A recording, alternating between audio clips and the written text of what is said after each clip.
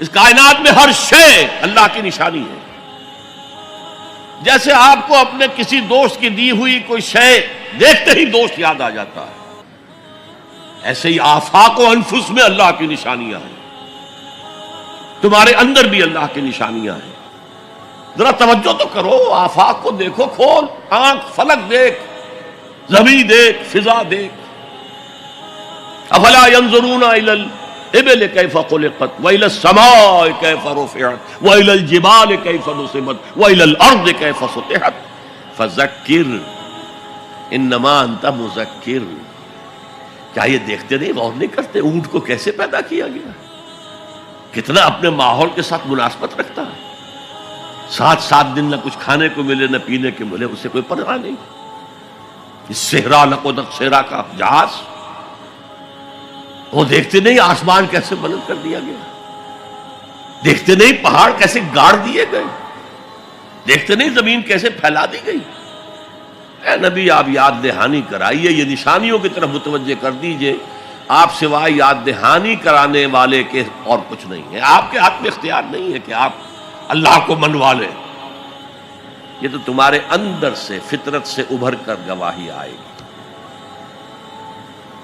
اب دیکھیے اس کے لیے آیت، جسے میں یہ قرآن مجید کی طویل آیات میں سے جیسے آیت البر ہم نے پڑھی تھی، ان فی خلق السماوات والارض واختلاف اللیل والنہار والفلک التي تجری فی البحر بما ينفع الناس وما انزل اللہ من السماء من ماء فاحیا به الارض من بعد موتها وبث فیہا من کل دابۃ وتصریف الریاح والسحاب المسخر بین السماء والارض لآیات لقوم یعقلون. یقیناً آسمان اور زمین کی تخلیق میں، رات اور دن کے الٹ پھیر میں، اس کشتی یا جہاز میں کہ جو ایسا سامان لے کر چل رہی ہوتی ہے جو لوگوں کو نفع پہنچاتی ہے، اور وہ جو اللہ نے آسمان میں سے پانی اتارا اور اس سے زمین کو اس کی موت کے بعد زندہ کر دیا اور زمین میں پھیلا دیے ہر طرح کے جاندار، اور یہ ہواؤں کا چلنا اور یہ بادل جو مسخر ہے زمین و آسمان کے مابین، ان میں سے ہر ایک نشانی ہے، پہچانو. کیا مطلب؟ تم نے کسی مصور کی تصویر دیکھی، تعریف تصویر کی کرتے ہو یا مصور کی کرتے ہو؟ مصور کا کمال ہے، تصویر میں کیا ہے؟ ہاں وہ اپنے منہ سے بول رہی ہے، اپنی زبان حال سے اپنے بنانے اپنے مصور کی تعریف کر رہی ہے. تو کائنات کا ذرہ ذرہ اللہ تعالیٰ کی نشانیوں پر ہے. شیخ سعدی نے کہا، بڑا پیارا شعر ہے، برگ درختان سبز در نظر ہوشیار ہر ورق دفترست از معرفت کردگار. یہ جو سبز درختوں کے پتے ہیں، ایک نگاہ ہوشیار جو کہ ان کی حقیقت کو پہچان سکے، اس کے نزدیک ہر پتا معرفت کردگار کا ایک بہت بڑا دفتر ہے. اور آج ہمیں معلوم ہے ہر پتا ایک فیکٹری ہے، فوٹو سنتھسس کا عمل اس میں ہو رہا ہے، سورج کی انرجی کو جذب کیا جا رہا ہے. برگ درختان سبز در نظر ہوشیار ہر ورق دفترست از معرفت کردگار. وہ جو آیت میں نے آپ کو سنائی اسے میں نے نام دیا ہے آیت الآیات. اتنی آفاقی آیات کسی اور آیت میں جمع نہیں کی گئی جتنا بڑا گلدستہ ہے یہاں.